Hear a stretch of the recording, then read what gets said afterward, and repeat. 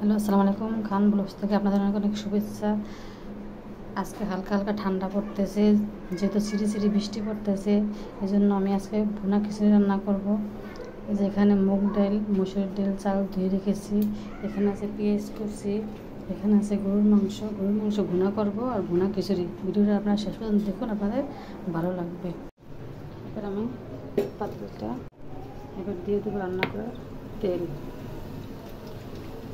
আপনাদের পরিমাণ মতো দেবেন। এবার আমি তেলটা দিব গরম মশলা পেঁয়াজের সাথে ভেজে নেব। আমার পেঁয়াজটা কিন্তু বাদামি করা হয়ে গেছে। এবার দিয়ে আমি একটু ঘিটা দিলে খিচুড়ির ফ্লেভারটা সুন্দর আছে, খাওয়ার সময় ভালো লাগবে।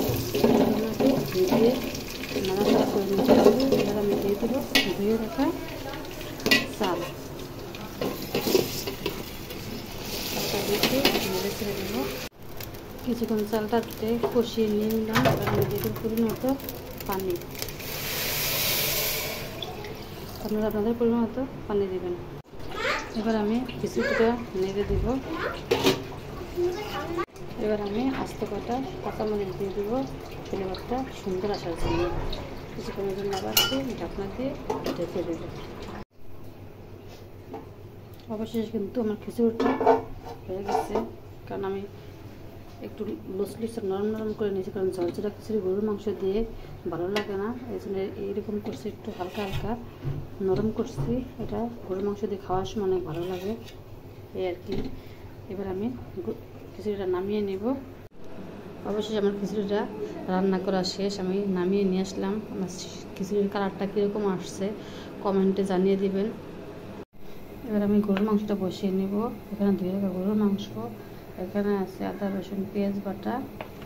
এবার আমি কড়াইটা বসিয়ে নিলাম। এবার দিয়ে দেবো রান্না করার তেল। এটার ভিতরে হালকা একটু লবণ ছেড়ে দেবো। এবার দেবো আদা রসুন পেঁয়াজ বাটা, গরম মশলা একটু নিয়ে নেব। গরম মশলাটা একটু ভাজা করে হয়ে গেছে। এবার দিয়ে দেবো আমি এক চামচ হলুদের গুঁড়ো,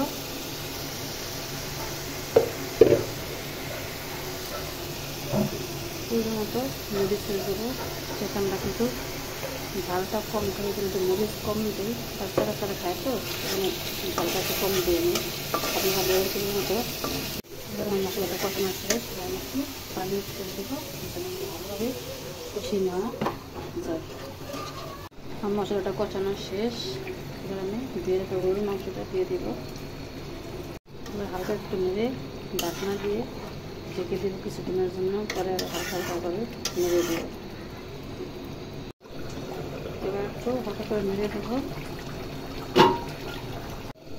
মাংসটা একটু নাড়া দিয়ে দেবো। আসলে আমার কিন্তু এই নামে ফেসবুকে একটা আইডি খোলা আছে, আপনারা আগে ফলো দিয়ে রাখবেন, বিভিন্ন মজাদার রান্নাবান্না দেখতে পারবেন।